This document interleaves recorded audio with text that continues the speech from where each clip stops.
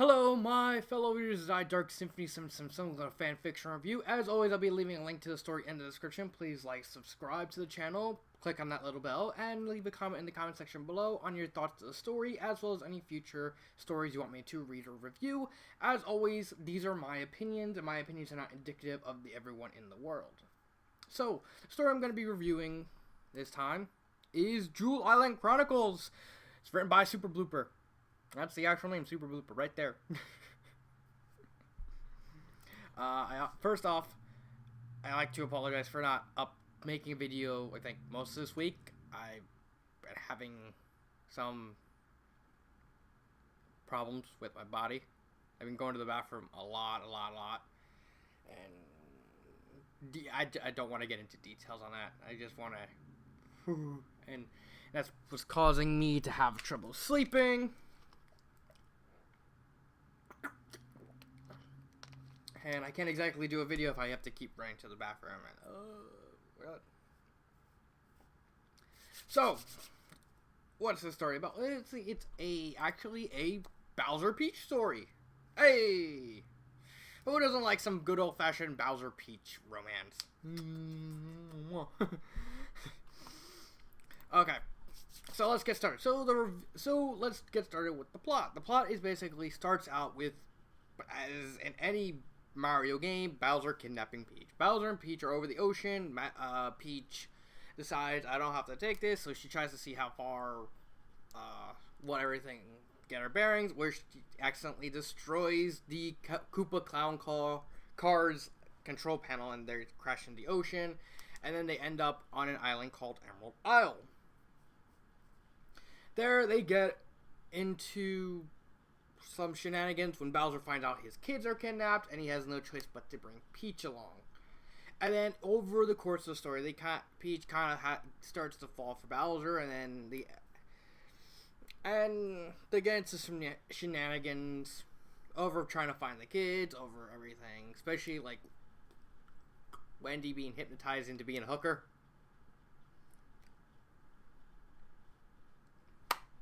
Yeah, logic. Oh, well, not a whore, but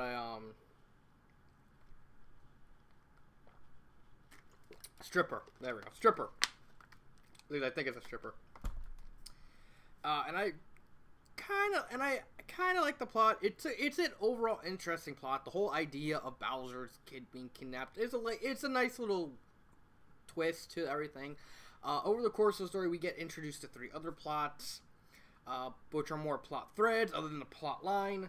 We have Cammy and Koopa and their constant spending of Bowser's money and worrying over the money, and then we have the Koopaling's thoughts and situations intersped throughout the story, and then finally we have Mario, Luigi, and Daisy following Bowser over the Jewel Island. It's like, we gotta save Peach. Yeah.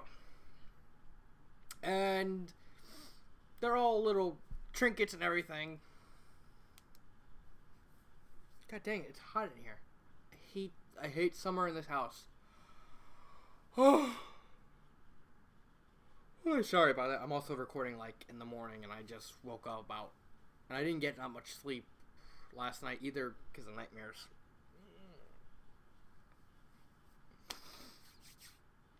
So, what do I like about the plot? I actually like the plot. I like the international flavor of each island representing a different country in the world, like Emerald Island representing Scotland, Tourmaline, the final level, Tourmaline actually representing America, because reasons. Or at least that's what it reminded me of. Big businesses and everything. Bowser actually wanting to find his kids, again, is a nice twist on the whole kidnapping thing, because, you know, when it comes to kidnapping, we usually see Bowser kidnap Peach and everything, and, you know, we don't see the shoe on the other foot. However, I will have to level one criticism. It's not so much a big thing as it is just a personal thing, because I kind of accidentally spoiled myself at the end of the story. I gotta stop yawning when I do these videos. At the end of the story, it's revealed that the Koopalings actually stage everything that happens in the story from the kidnappings to where they go, what they do, what they say, it was all staged with the purpose of Bowser and Peach, well, at least Peach warming up to being with Bowser, and wanting to spend more time with him. And I accidentally spoiled myself. Basically, it was a swerve, and I saw it coming. And this is what I don't like. Sure, it's a matter of perspective, because not everyone will see the swerves the same way. Some people may miss it. I saw it immediately from like chapter 4, because when it came to each of the plot threads that's supposed to connect to the plot line, you had Kamek and Kimi. They were mostly arguing over money, and it's like that's like a really weird thing to talk about. But that kind of that didn't bother me that much. So it's like, like probably something more comedic to do. And then you have Mario, Luigi, and Bowser, and Mario, Luigi, and Daisy, who basically just follow Peach and Daisy and get into shenanigans themselves, along with like a hilarious lampshade of Mario, them going to Bowser's castle. They enter, and there's like Koopa Patrols playing cards. They immediately tell Mario, the princess is in the castle. Mario and Luigi's like, alright, and start to leave when Daisy just freaks out across. No, we have to interrogate them. No! I love that little lampshading. But the main, what caught me onto the swerve were the Koopaling parts of the chapter. So from, I believe, chapter 2 on, you get the Koopalings, which seemed very, very oddly relaxed for what's essentially their entire family's been kidnapped. But the first two is like, okay, Ludwig's probably bored. He's probably worried, and he's trying to handle it by keeping himself busy. And Morton's typically depicted as a loudmouth, and could be seen kind of talking that way as a way to avoid the insecurities. But then we get Lemmy, who's just fishing, and then that completely raises a red flag in my mind. I said, okay, I can understand Ludwig, I can understand Morton, but why the hell is Lemmy fishing? And it's completely nonchalant about the whole situation. And then I immediately had a thought. I was like, they know more than what we're being shown. And it's like, and then I had a thought once, like partway through chapter 4, and it's like, did they do this on purpose? And then I was completely unsurprised when it turned out they did, and the Kami and Kamek plot was basically them setting up how Bowser finds out that everything was staged by looking through their finances. So, but I didn't hate the swerve. It's just the fact it kind of ruined the surprise me when I figured it out so soon. I mean, if you look at my review of Kingdom Beyond Midnight, I was completely caught off guard by the swerve that Empress Peach was possessed by the Empress Shroobs, and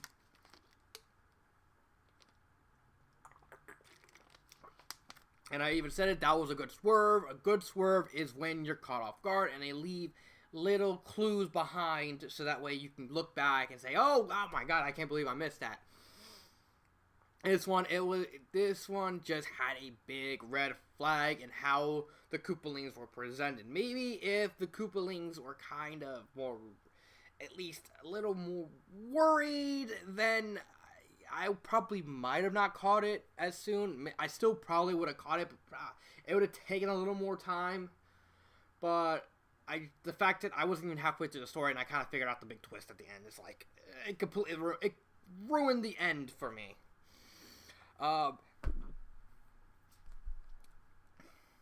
Also, I kind of left a bitter taste in my mouth when the end of Mario, Luigi, and Daisy's little plot thread is basically Mario getting a message saying, "Oh, Peach is at Bowser's castle now, but she's gonna walk home," and Mario's like, "No adventure." Aww.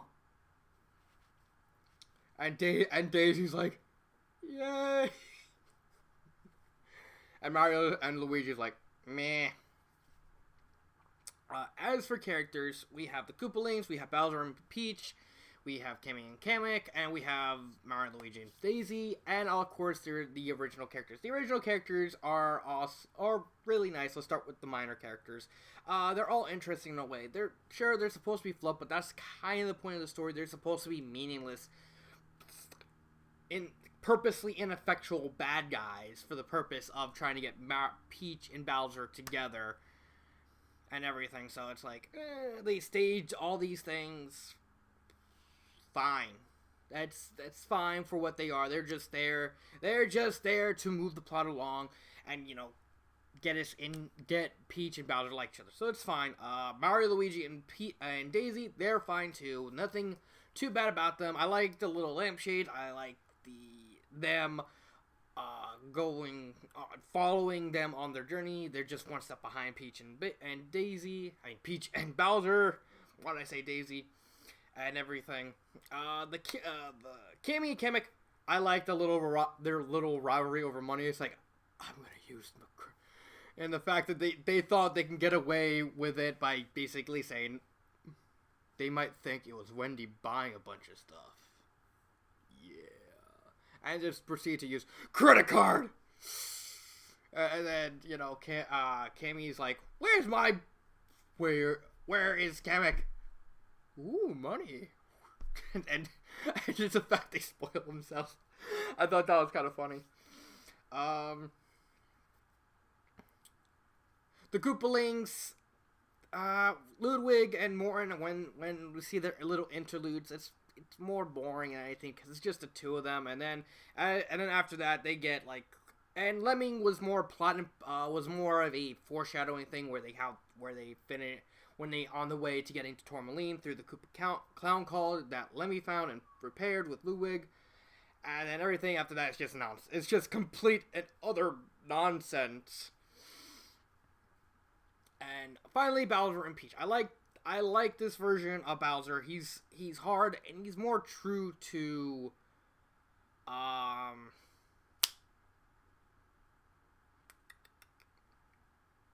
he's more true to the Paper Mario version of Bowser, where he's just he knows when to be serious, but at the same time he's just kind of caring and can be ridiculous. I don't know. I'm just guessing Paper Mario because it's been a while since I played Paper Mario Thousand Year Door. I may play it again because I've beaten that game so many times. I think I've beaten I invested near 100 hours into Paper Mario and all my playthroughs of it, and I played the game since it came out. So that's 14 years. That's a lot of hours I put in that game. That is a lot of hours I put in that game, I just realized. I put over 100 hours in Castlevania. Over 100 hours in Paper Mario. Almost 100 hours. Almost around a little over 100 hours in Metroid. In the Prime trilogy. I put a lot of hours in a lot of games. I like games. Peach, having her kind of toughen up and wanting to be brave and everything. So I thought it was nice. Sure, granted, a lot of other stories did this type of Peach better. Mysterious Sent by Mushroom Sky did this style of Peach much better. Do I hate this version of Peach? No. I just think other stories just simply did this style better. That's just me. Same thing with Bowser. I think Bowser... I really like Bowser. It's just I think the other Bowsers were done better by different artists. Do I hate this Bowser? No, I don't hate this Bowser. He's a good Bowser. It's just I just feel other authors simply did him better. Grammar errors. Aside from a couple, I think 2 or 3 grammar errors, as far as I saw, there was no grammar errors. Just 3. Yes, 3. Pacing was fine. What the whole point is they're purposely set up everything the Koopalings do, to make it to make them go as fast as possible, so that way so that way they can, spend as much, so that way they can keep ahead, so they could possibly keep ahead of the Mario Brothers, as well as constantly moving along to get to place. The setting was possibly done on purpose and story by the Koopalings, so that way they don't stay in one town too long, or more likely, Peach doesn't find a way of getting to the Mushroom Kingdom, so that way that ruins their entire plot. So the pacing was done right to get them where they need to go. And it was done perfectly. The little snippets from the other plot threads were done very good too. And overall, I have no problems with it. It's a good story. Granted, a lot of these stories. Again, I think there are better stories, including romance stories. I read a lot of fan fictions. If I had to count, I think I mentioned this last video. I think I read close to 10,000 different fan fictions. That's a lot of fan fictions I read. That is a lot. That's part of the reason why I'm doing these videos, because I like to talk about fan fiction. I like to talk about reading in general. And I know a lot about literature. I was raised on books, despite the fact my family just wanted me to be their little puppet and shenanigans. But I really liked reading. I really do like reading. I still do like it. Would I recommend this? Favorite part and final thoughts. Would I recommend this? Yeah, I would. There is nothing wrong with the story.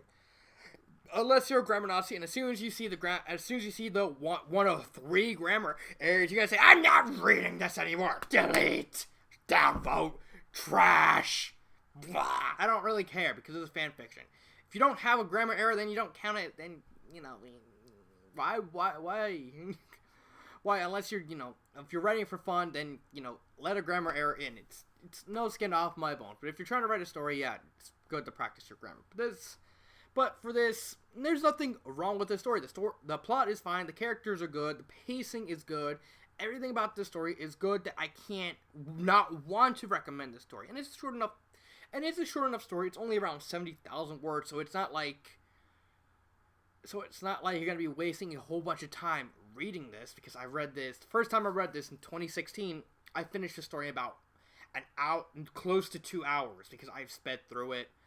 And the second time, because I was so busy with everything, just hanging out with my friend and having to deal with the runs, it took a little longer, hence the long wait, because I had to keep reading it, as well as going to the bathroom, as well as other shenanigans and stuff like that. So it took a little longer. Favorite part?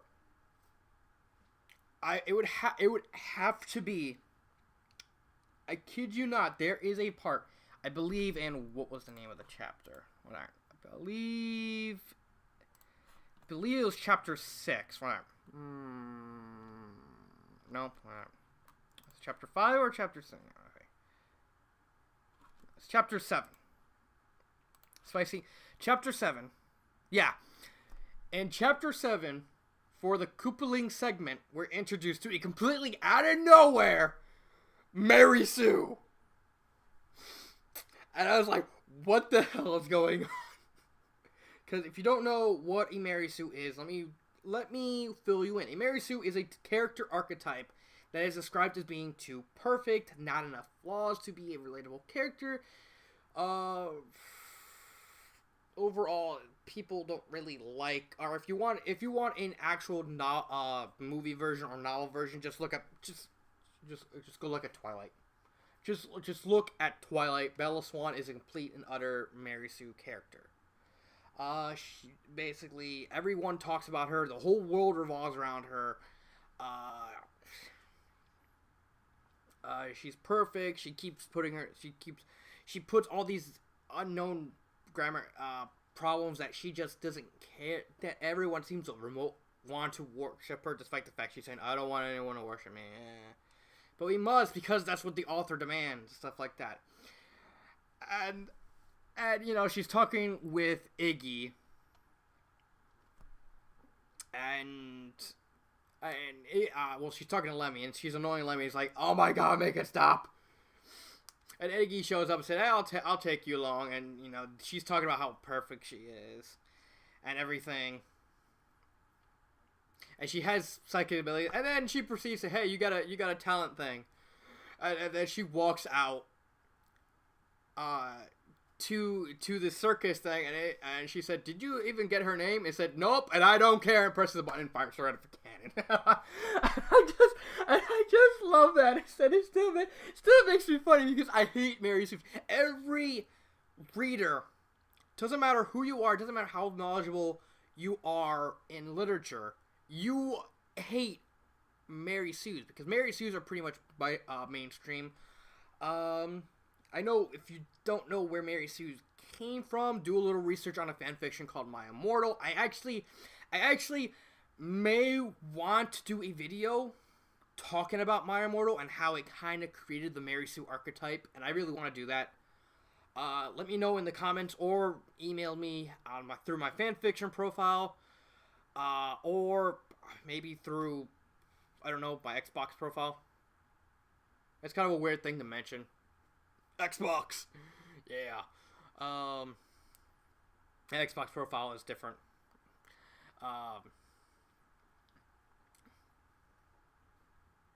But I honestly want to actually talk about... I actually would want to make a video talking about My Immortal and how it created the Mary Sue and stuff like that. It's just something I've been wanting to do. Maybe I may make a video like to do like a pitch for the idea and the overall idea of it.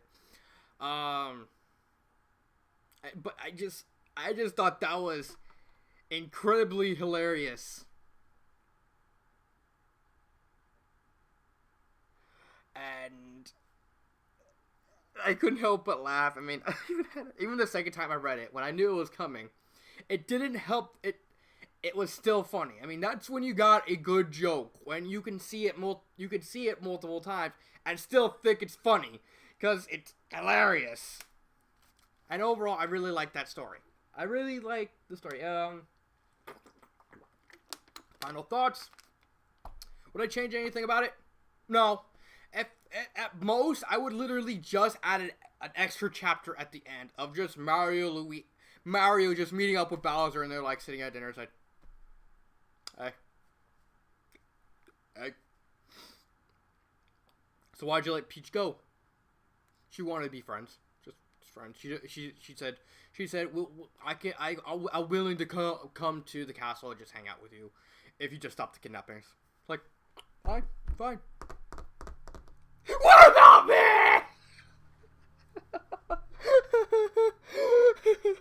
I'm sorry.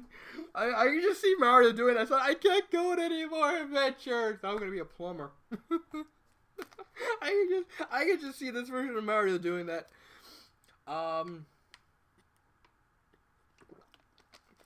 So along with that, I just really like the story. It's, again, there are better stories in the Mario section, but I think this is just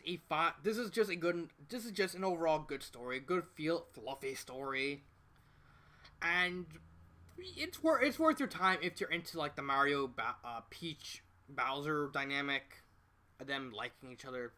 Then that's fine. Nothing too wrong without